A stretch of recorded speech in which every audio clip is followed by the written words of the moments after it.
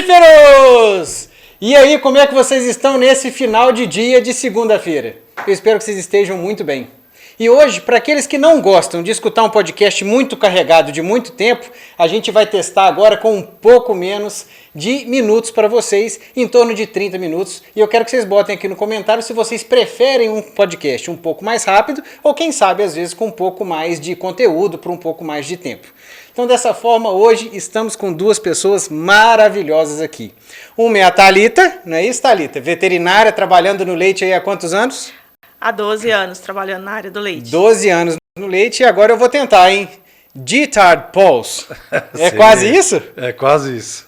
Veterinário também. Quantos anos de leite? Desde 91. Desde 91. A gente está falando então de 33 aí, não é isso? É isso aí. É bastante coisa. E também aqui do meu lado, de forma remota, Samuelzinho, aquele que vocês já conhecem de muitas vezes, né? Tudo bem, Samuel? Tudo jóia. Eu estou há bastante tempo afastado de vocês e dessa vez eu estou remoto. Estou aqui na televisão, mas nós estamos juntos. A gente teve que dar um jeito de trazer você, né? Que você não vem mais aqui na Companhia do Leite, então a gente teve que botar online. Não teve outro jeito. Não, mas daqui mais uns dias eu estou aí e nós vamos gravar novamente em loco. Então tá beleza, então. Pessoal, olha só. Hoje o nosso tema vai ser bem-estar animal não é poesia. E o que a gente quer dizer com isso? Que bem-estar animal é rentável e a gente quer mostrar isso para vocês, que não é só uma coisa de eco-chato, aquilo que o pessoal normalmente fala do pessoal que trabalha com bem-estar, né? Realmente é uma coisa muito importante para a cadeia produtiva do leite, na verdade para a pecuária toda como um todo. Vocês concordam comigo? Ah, com certeza, com certeza. Dieter, conta pra gente, nesse bem-estar animal, no rumo que isso leva, o que você considera bem-estar animal e o que você está vendo aí nas tendências mundiais, que eu sei que você tem contatos lá fora, como é que é a tendência mundial e como que você vê o bem-estar animal? Eu vou começar falando de um simpósio, onde tinha um grupo de produtores e com diferentes sistemas, menores e maiores, compost, freestyle, né, a pasto, e a pergunta vinha, o que vocês lá, produtor, entendem como bem-estar? Ele não envolveu tudo, mas ele falou uma coisa muito boa. Eu vejo a vaca deitada, com os olhos brilhando, ruminando, tranquila. Isso para mim é uma vaca feliz, e ela está lá deitada, satisfeita, produzindo leite. Se eu dou para ela o que eu preciso, o que ela precisa, ela me retorna do que eu preciso. Isso assim seria um resumo muito simples do bem-estar, mas tem muito mais envolvido, certo? Sim, e com relação à imagem, isso eu acho muito importante. Desde o primeiro episódio, a gente sempre falou muito essa questão da imagem que a gente tem lá fora, do agronegócio como um todo lá fora. Então, vocês que têm mais contato, que eu sei que trabalham aí mais internacionalmente, como é que vocês veem essa tendência do bem-estar animal aos olhos dos europeus, americanos, das pessoas fora do Brasil? Sim, numa recente viagem na Europa, isso está muito já consolidado, certo? O produtor tem a consciência de que um animal com bem-estar, se ele está bem, ele produz mais, ele me dá mais rentabilidade. Os produtos vêm com algumas características, falando assim, tantos dias eu estou no pasto, eu não uso aquele ou aquele produto. Então tem uma consciência muito forte do consumidor, do produtor, que eu tenho que fazer, isso é bom para mim e para a vaca, para os animais, e me dá retorno, né? Recentemente eu estava em umas propriedades onde o volume médio estava em 48 e pouco, certo? Litros por vaca. Não significa que aquela vaca é extremamente rentável, mas significa uma coisa, o produtor entendeu que uma cama macia, uma temperatura e calor ideal para a vaca, certo? Uma comida no coxo, uma água limpa, dá retorno para mim, certo? Sim. Então, assim, isso está consolidado e cada vez mais nós estamos sendo cobrados para que, no fundo, o bem-estar vem assim de um mito que é show, é fake, isso não é verdade, isso é só mais uma onda. Não, isso é uma coisa que veio para ficar e ajuda o produtor. Com certeza os animais produzem mais com bem-estar. E a questão que você comentou sobre ter uma cama macia e tudo mais, antes da gente começar o episódio, a Thalita mesmo estava falando, né, que o pessoal acha que bem-estar animal para as vacas é só se tiver num compost, alguma coisa do tipo, né? E se tiver a pasto, já não é mais o bem-estar animal. O que você tem para dizer sobre isso, Thalita? Não, que ações simples, né, no manejo do animal, na rotina, né, o fornecimento de uma água limpa, sombra para o animal, né? Isso já proporciona o bem-estar. Então, ações simples que podem ser aplicadas em propriedades pequenas, grandes, de todos os tamanhos, que podem surtir o bem-estar por animal. E a gente fala hoje do bem-estar não só ao animal, né? Hoje é o bem-estar ao ambiente, é o bem-estar às pessoas, né? Então, está tudo vinculado. E isso proporciona renda, aumento de produtividade, também é rentável para o produtor, né?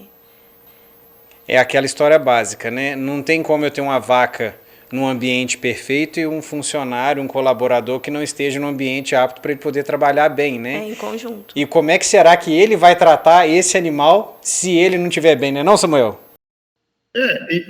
Eu queria até colocar, antes de comentar sobre o funcionário, nós temos 5 pontos que são os pontos fundamentais do bem-estar animal. O primeiro deles é que o animal não pode ter fome e sede. Esse é o primeiro ponto.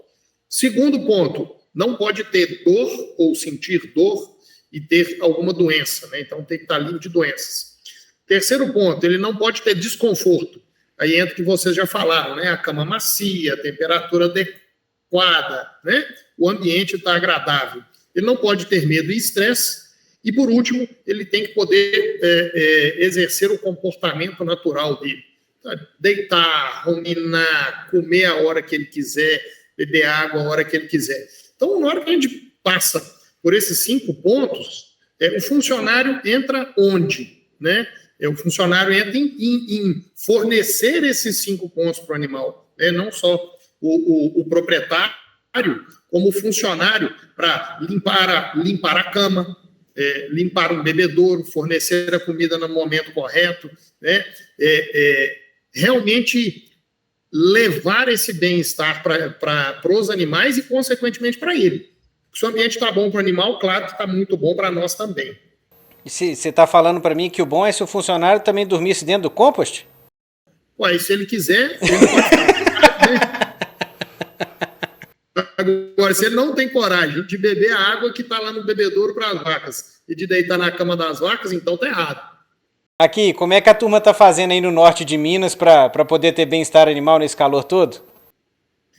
Isso é uma coisa muito importante. Nesses lugares que tem uma temperatura mais elevada, a Thalita até já comentou aí sobre sombra, né?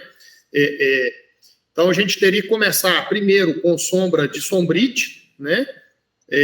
Fazendo sombrite bem colocado, na altura correta, levantar a parte de baixo do sombrite, mas nunca esquecer, vamos plantar árvores. Se a gente planta uma árvore hoje, daqui 2, 3 anos eu tenho sombra. Agora, se eu nunca plantar árvore, eu nunca vou ter sombra de árvore.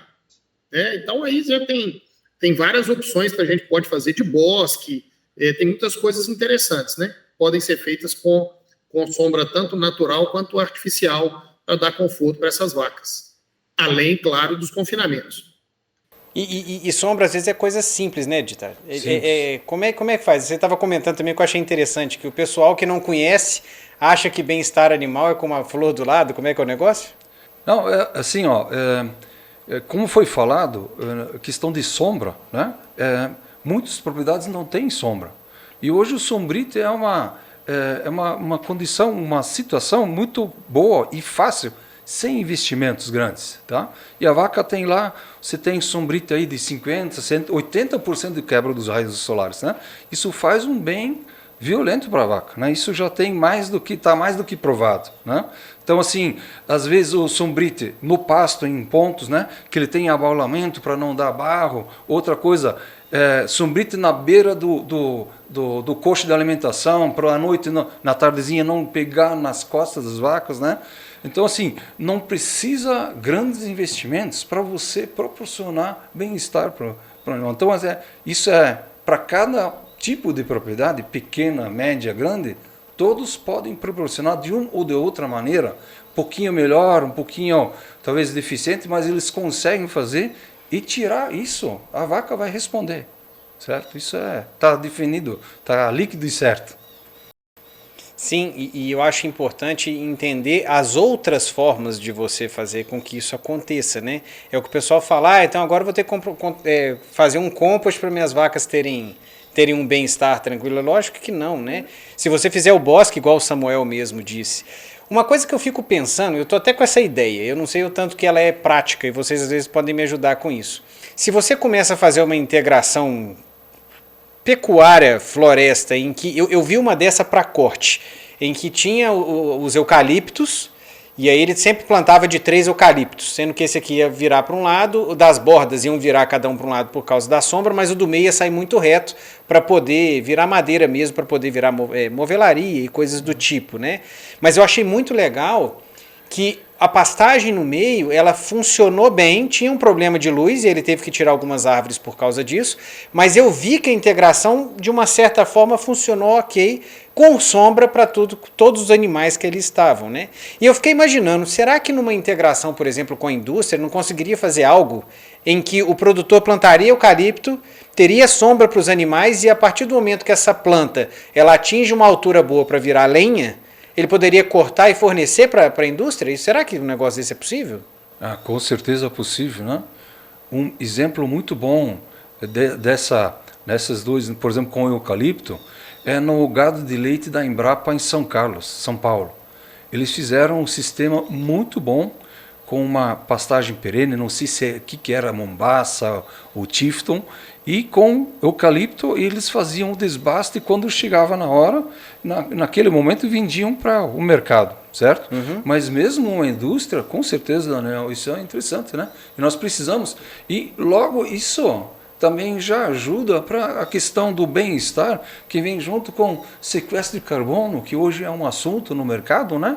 Todo mundo fala, precisa ser esclarecido mais ainda, mas você ajuda o meio ambiente plantando árvores, né? Você dá sombra, mas você faz a natureza agradecer por isso. Sim, e como é que é essa questão do sequestro de carbono, assim, de linhas gerais para a turma que está escutando a gente?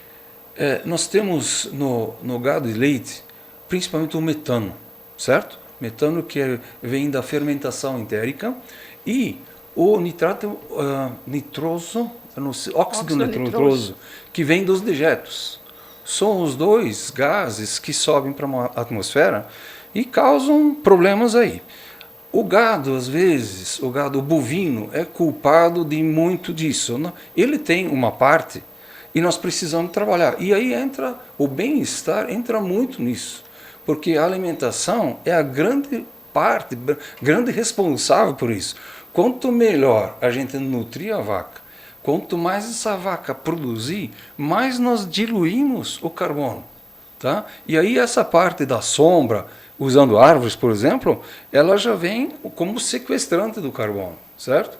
Hoje tem acordos internacionais para redução, isso é uma necessidade para o bem, né, do nosso planeta, né? E vem com muita força, com certeza vai dar muito assunto para outros podcasts aí. Tomara, né? E a gente sempre tenta trazer aqui o agro como um todo, acaba que a gente foca mais no leite por a gente ser, o DNA ser Sim. de leite, né? Mas essas tendências é muito importante que a gente traga, principalmente na parte da eu vejo dessa maneira. É bacana você falar de sequestro de carbono, é bacana você falar de bem-estar animal, desde que seja economicamente viável, né? Falar por si só não dá. Então, a gente sempre se preocupa muito com isso. Como é que isso, de fato, vira dinheiro dentro de uma fazenda, que é uma propriedade, o que é um negócio. E como um negócio, ele só se perpetua no tempo se ele tiver lucro, né? Toda a tecnologia, ela vai para frente, ela vai ser adotada se no final ela gerar resultado, certo? Então, assim, o bem-estar, ele gera resultado. Todas as questões do carbono, elas vão gerar no futuro, né, que é um outro assunto de venda né, das cotas de carbono para outros países, né? Ou eu não posso, mas eu compro, eu pago para o Daniel ele ser um carbono zero, né? Para eu conseguir trabalhar, mas eu eu estou investindo em outro lugar que faz por mim, certo? Beleza. Thalita, conta pra gente. Você visita muita fazenda hoje em dia? Bastante. Então, eu trabalho aqui na região do estado de Minas e parte do estado do Rio de Janeiro. E a gente vê produtores assim de todas, do pequeno, médio, grande, né? Então, tem bastante vivência nessa questão de visitar os produtores, identificar.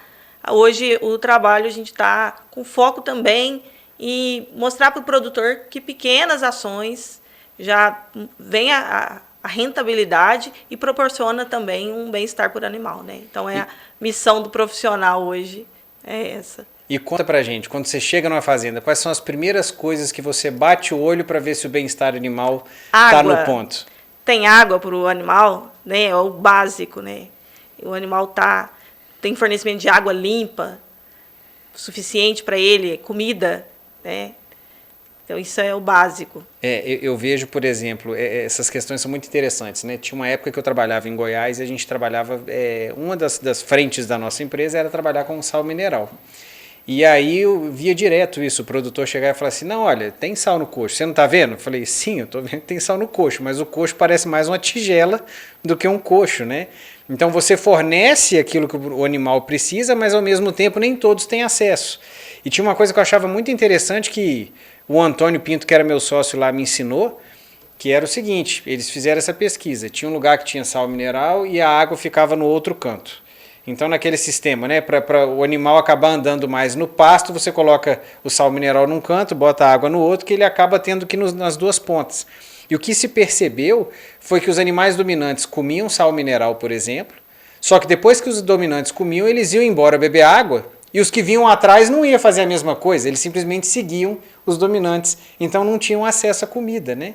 Eu acho que eu vejo muito isso também com a questão de água. Às vezes o espaço não cabe tanta vaca bebendo água ao mesmo tempo. Tem né? que se preocupar com o dimensionamento, né, do bebedouro, o manejo de bebedouro, de limpeza. Então, tem que passar isso para o funcionário também. Acho que tem que passar para quem está em contato direto com o animal, observar isso. Então, ele tem que parar um momento e observar se o que está fornecendo ali está apto para o animal ter acesso.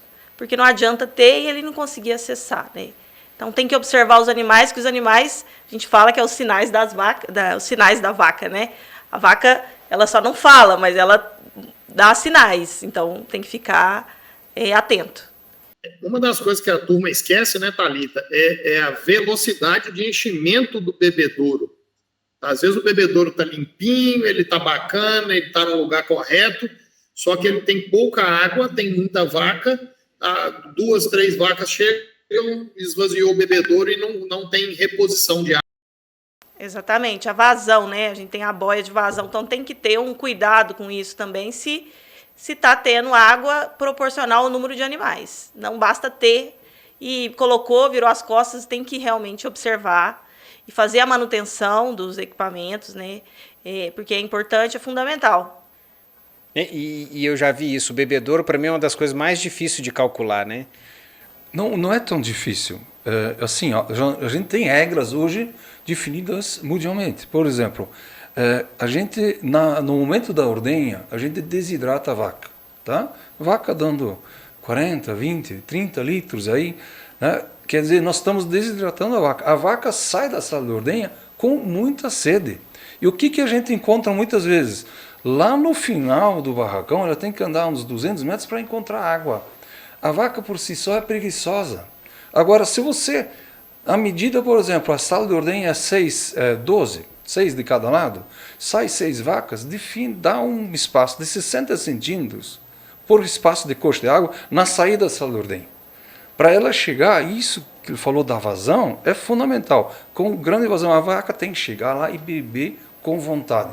Ela bebe mais, ela come mais. O que o produtor quer no final? A vaca tem que comer o máximo de matéria seca possível para produzir o máximo. É isso que nós queremos. Sem água, ela diminui a ingestão, certo? E no máximo, nos outros barracões, a gente faz um cálculo assim, 10 centímetros por coxo linear de água por grupo de animais. No mínimo dois grupos assim, tá? Então o animal ele vai buscando água e sempre coxos rasos e lisos para facilitar a limpeza. Então, e a água tem que ser a água que nós tomamos. certo? Muitas vezes nós temos alguns lugares com pouca água, tem dificuldade, uma água suja. A vaca quer água limpa como nós queremos. Água limpa e não tão fria, né? Não tão fria. Temperatura ambiente seria o melhor. Se eu não me engano, eu lembro na época dos meus treinamentos que o ideal de vaca era de 25 a 28 graus, alguma coisa por aí, não é? É isso aí. Mais ou menos isso, né? É interessante. E Dieter, quando você fala para mim de 60 centímetros para do bebedouro na saída da ordenha, por isso que eu acho que eu sempre fico nessas dúvidas, né? Você pega, por exemplo, vou fazer coxo normal para a vaca comer fora de barracão, né? Você vai colocar ali de 80 centímetros a 1 metro, dependendo do animal, para uma ficar do lado da outra, não é isso? Depende do tipo de animal que você tem, do tamanho da vaca que você tem. Os 60 centímetros no bebedouro é suficiente? Para a vaca que sai da ordenha, sim. Que elas não vão beber todas ao mesmo tempo. Isso, porque por isso você calcula 60, sai 4 vacas, 6 vacas, faz isso, faz um pouquinho de metragem mais, mas isso que fala assim, ó, a boia, uma saída grande que enche rápido aquilo lá. Sai um grupo, sai outro, e a vaca sai saciada, tá? E vai para o coxo comer, com vontade. É isso que nós queremos. Isso é bem-estar. Isso com certeza é bem-estar, né?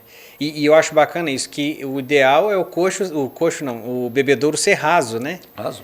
Justamente para ter um fluxo maior de água. Né? E quando se limpa, água é dinheiro, né? Quando se limpa, você perde menos, né? E me fala outra coisa, falando também de água, que eu acho interessante, que é a questão de pulverização do animal, né? Você acaba utilizando água pulverizada, principalmente na sala de espera, não é isso? Que é um baita de uma... o que eu vejo assim, é o que o pessoal mais está usando ultimamente, como falando de bem-estar animal, para aumentar a produção, que é uma coisa muito nítida, é na sala de espera, antes de ordenhar o animal, você usar aspersor para poder jogar água nos animais, né? Isso. Desde que tenha vento, não é isso? Vento, isso, sempre alinhando. A vaca, a água sozinha, e não é pulverização, é molhar a vaca. Tem que ter gota, tem que chegar até a pele. Antigamente tinha o conceito de nebulização da vaca, não, isso não funciona, tem que molhar, né? Hoje existe em certos países, aqui também já, estações de molhar a vaca. A vaca só entra num ambiente que nem esse aqui, ela fica aqui só sendo molhada, mas com o vento, né? É intermitente, né? Molhando tanto tempo o vento. Aí sim resfria a vaca e mais uma vez voltamos naquele outro assunto. Só para a vaca comer melhor, se sentir melhor, né? Menos doença, se ela come melhor, menos doença, mais produção, melhor para o produtor, melhor para ela. E essa água que você acaba jogando em cima do animal, como é que você vê isso? Eu estou falando para jogando a bola para cima para você chutar, tá? Como é que você vê isso com relação à qualidade do leite? Porque você vai acabar molhando o animal que daqui a pouco vai entrar na sala de ordenha, né? Você não vê algum problema nisso em CPP, não? Não tem relatos sobre isso aí. Antigamente tinha muito isso. Aonde que a gente joga a água, por exemplo? Na linha de coxo. A gente mira em cima da cernelha no lombo, ok? A água vai correndo, muitas vezes ela não molha o ubre, muitas vezes não chega a molhar. E aí entra outra coisa que é o manejo da ordenha, né? Se você usa um bom pós-dipping, né? Que sela o teto, aí tá feito, né? Você protege de um lado e dá conforto para a vaca do outro. Com certeza, eu já escutei isso. Eu perguntei porque no campo uma vez eu escutei um produtor falar isso. Mas você quer que você fala que eu não posso mais lavar o peito da vaca porque senão vai aumentar a minha contagem bacteriana. Aí de repente você manda eu jogar água em cima do animal e aí depois ele chega aqui, como é que vai ser, né? E de fato é isso. A água passa por fora, né? Por cima. Isso. Ela não chega no úbere do animal, né? Se chegou, tem alguma coisa errada. Tem alguma coisa errada. A não ser naqueles casos que é barro até mandar parar. Isso. E aí a coisa. E aí vem a outra situação, né? Que de bem-estar animal que eu vejo. Aí sim, até o que o Samuel também estava comentando, da mão de obra ter o bem-estar dela, né? Que sim. É a questão do barro. O barro é bem complicado, né? A gente tem Ninguém gosta de barro, né? Assim, nós temos agora um cenário no Rio Grande do Sul, né? Vocês todos viram aí a chuva que deu, certo? Não deu nem barro, né, Dito? Não. Deu foi... Isso. Infelizmente, muitos produtores perderam tudo e tal. E nesse momento, a gente só sabe o que é barro quem está lá, certo? Não é à toa que tantos produtores migraram para um sistema de confinamento. Exatamente é esse negócio. Quando chove, onde anda a vaca tem barro. Tem, sim, tecnologia de corredor, ok, tem. Mas quando passa lá todo dia aí, indo e vindo, não tem como, vai formar barro. Né? E aí as questões do compost, do freestyle, são maneiras de você evitar isso, e isso tem os seus benefícios, sim. Tá? Lógico, aumenta os custos, tem que ser mais produtivo, mas é um dos motivos, né, que muitos estão migrando para facilitar até para o ser humano, que o Samuel falou. Né? Você sair lá com bota, ficar meio atolado, isso é comum, certo? Pergunte para um tirador de leite aí, o que é buscar as vacas do pasto de madrugada, à tarde. É ele que responde essa pergunta bem melhor do que nós, né? Com certeza. E eu vejo muito isso, né? O pessoal fala, mas qual que é o principal motivo de ir para estabular os animais? Eu vejo que, de fato, é por causa do barro, né? Antes de qualquer coisa, é o barro, e é lógico que tem as outras coisas, né? Uma vez eu trabalhava com um produtor, ele tirava uns 600 litros de leite, e aí entrou um mundo de um dinheiro para ele, e aí ele resolveu aumentar a produção. Do dia para a noite ele estava tirando 3 mil e poucos. De 600 foi para 3.200, se eu não me engano, na época.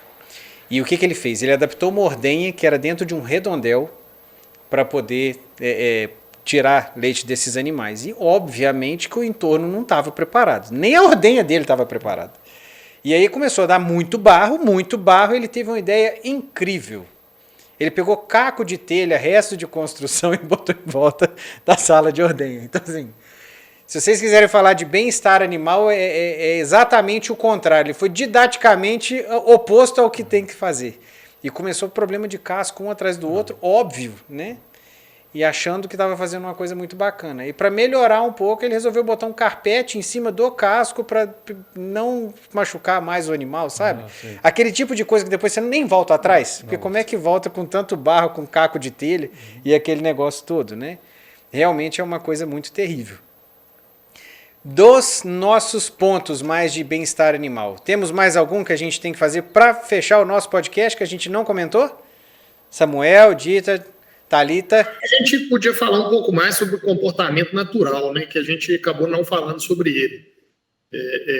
Porque quando a gente fala o que é comportamento natural de vaca, às vezes nós que convivemos com vaca sabemos, às vezes o nosso assistente, que não é muito chegado em vaca, que não está muito próximo das vacas, ele gostaria de saber, né, o que é comportamento natural de vaca.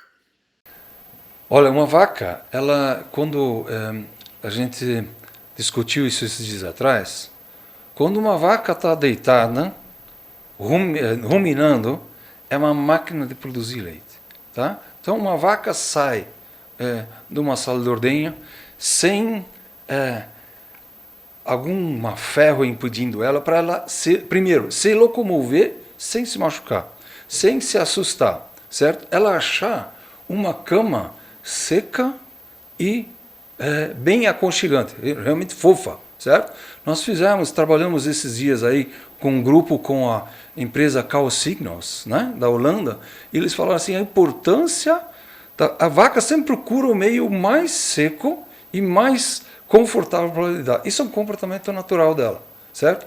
E ela fica, do período de 24 horas, a grande parte ela fica deitada. Você pode ver. Por isso, gente, quando ela vai comer, ela tem que ter comida na frente. Uma vaca nunca pode chegar no coxo e olhar para o coxo vazio. Essa é uma regra número 1 do produtor de leite. Sempre tem que ter comida, certo? Ela come e volta e ela deita. Ela quer ter paz. Ela não quer ter trator em cima de andando para tudo que é lado, não. Então, sim, os manejos com calma, quietos, certo? Isso que uma vaca gosta de rotina, certo? No final de semana, não dá os horários, não, é isso, ela quer ter calma, o seu lugar, quanto menos nós incomodarmos e dar um lugar bom para ela deitar, com comida e não incomodando ela se sente bem, certo? Outra coisa que a gente faz, e depende muito do nosso manejo, a gente fala de, como que eles falam, o teste de afastamento, é isso? Aproximação. Por exemplo, quando você chega numa propriedade, você quer saber como está o manejo do produtor com as vacas. É muito simples. Você chega na linha de alimentação, ou no pasto também, que é mais difícil, e vai se aproximando aos poucos a vaca com a mão adiantada, né? E você vê a reação da vaca em relação ao homem. Se ela se afasta com vigor, quer dizer, opa, tem alguma coisa errada. Ela está com medo. Ela está com medo. Se ela começa a vir de encontro e lambe tua mão, fala, opa, aqui tem um manejo bom. Isso a vaca gosta. Esse ser humano, quando ele andar no meio das vacas, a vaca se sente confortável, não é uma ameaça para ela. Certo? Então são algumas coisas de comportamento que ela tem, porque naturalmente o comportamento ela se defender de alguém que agride ela. Com certo? certeza. Agora nós trabalhamos com calma, com docilidade, tá? Isso traz resultado. Uma vaca calma, a gente já sabe, né? Ela não vai perder tempo fugindo, ela vai estar lá comendo, ou vai estar... Outra coisa, né? Menos cortisol. Isso, exatamente. Vacas levantadas de pé, deviam assim, a vaca indo tomar água, indo para o coxo, ou deitar. A vaca só de pé, ela tem problemas. E um problema que mostra muito claro isso é estresse térmico. Né? Só para a gente entender, a partir dos 16, 17 graus, com uma umidade de 70, 69, a vaca já entra em estresse térmico. Tá? Muitas vezes nós não entendemos e aí às vezes o consumidor fala assim, a vaca do campo, lá no pasto, é o melhor ambiente para ela. Mas às vezes dentro de um compost, de um comfort, de um freestyle, a gente consegue dar uma temperatura bem melhor para ela. Né? Então são comportamentos. Muitas vacas de pé, de pé a vaca dissipa mais calor. Se a gente está com calor, no dia a dia, lá fora hoje, imagine uma vaca com uma câmara de fermentação dentro dela. É uma bomba de produção de calor. A gente tem que sempre pensar nisso, né? E quanto mais ela puder dissipar num ambiente confortável para ela em temperatura, olhando sempre, né? Hoje tem tecnologias para isso e nós também, né? Medir, né? Termômetro não custa muita coisa, né? Então a gente deixa o animal mais confortável aí para produzir o que nós precisamos. Bom demais. E olha que interessante, já estamos meia hora falando de bem-estar animal para quem achou que o papo não ia render, não é não? Gente, mais uma vez, eu estava falando com vocês, a gente vai tentar fazer uns episódios menores e ver qual é a opinião de vocês com relação a isso. E com isso eu queria fechar esse podcast. Thalita, você tem suas considerações finais? Tenho, sim, que é muito importante abordar o assunto, né? Esclarecer para os produtores, para todos, né, o assunto bem-estar e que é acessível para todo mundo. Então, assim, adequar de acordo com a realidade da sua propriedade. Samuel, alguma coisa, alguma tacada final? Só lembrando que o bem-estar ele é extremamente acessível, mesmo. E tudo que você fizer para o bem-estar animal, nós já falamos aqui hoje, ele retorna em produção. Então, não tem por que não fazer bem-estar animal. Né? O retorno é certo. Então, fiquem com isso na cabeça. Sua vaca com bem-estar é produção de leite, é dinheiro no bolso. Dita, mais alguma coisinha para fechar com chave de ouro? Comecem sempre com o simples. Tá? Depois, mais para frente, pode ser mais detalhado, mas o simples dá um tremendo resultado. Beleza, e eu deixo aqui para vocês, eu acho que temperatura é a primeira, né? Conforto térmico é o primeiro, é o mais crítico, é o mais fácil da gente, de certa forma, consertar. E daí por diante, e segue a gente aqui na Companhia do Leite, segue a gente aqui na companhia, no Mamíferos e também no JPA, que com certeza daqui a pouco a gente vai trazer mais dicas para vocês de sombra e de tudo mais que a gente está falando. Então, pessoal, muito obrigado pela participação de vocês. Foi maravilhoso vocês estarem aqui. Tomara que vocês voltem da próxima. Thalita, eu acho que pegou o gosto pelo negócio. Até o sorriso no rosto já mostra isso. E a gente costuma sempre terminar com um brinde final. Opa, vamos lá? Vamos lá. Samuel, fica de longe aí, hein?